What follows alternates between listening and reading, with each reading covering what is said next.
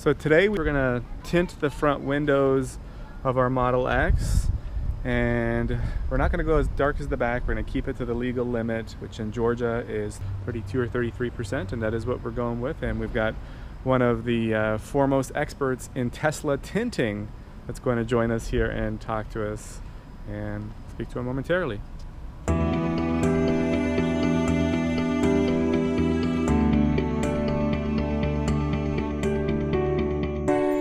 We're with Josh with Executive Tint. We're about to get our passenger and driver's side door tinted, and we're just going to ask Josh a couple questions about the process. How long does it typically take to tint? Just the front two doors of the X, about an hour and a half or so. Okay, and what is that process like? Is it like a sticker type thing that you're putting on it, or what? In layman's terms, yes. It is an adhesive back film that's applied to the inside of the glass. Okay. And then what is the difference between a Model X versus a Model S?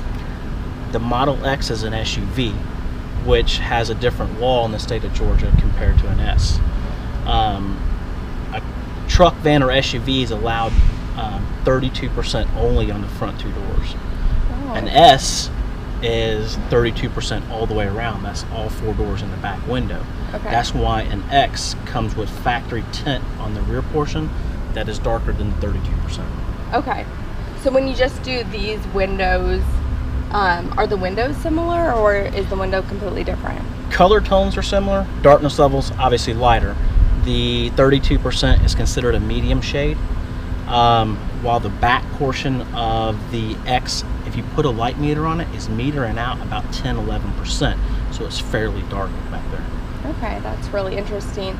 And you said the majority of the Teslas that we even see here in Atlanta, you've done a lot of them. I'm sure that 75-80% of them are my customers. Okay, great. Well, do you have any other questions? Yeah, as far as the legal limit tint, do you have any idea how much heat reduction that provides? And the film that we're applying to this car, which is the SunTech CXP, we're looking at about 53% heat reduction. Wow, okay. That's wonderful. Super interesting. We're excited. Okay. And as far as calibrating the windows with the X? With the X, I'm fully aware of the calibration issue with the window indexing when you open the door. I take care of all that for the customer. Okay, wonderful. So what is different about the way you tint versus other people? When you're dealing with a frameless edge glass like the Model S and the Model X, what I do is called a micro edge.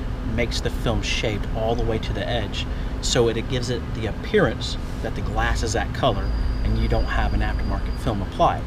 A lot of other shops are doing, leaving a gap around the edge so you can see the tinted and untinted part towards the edge of the glass.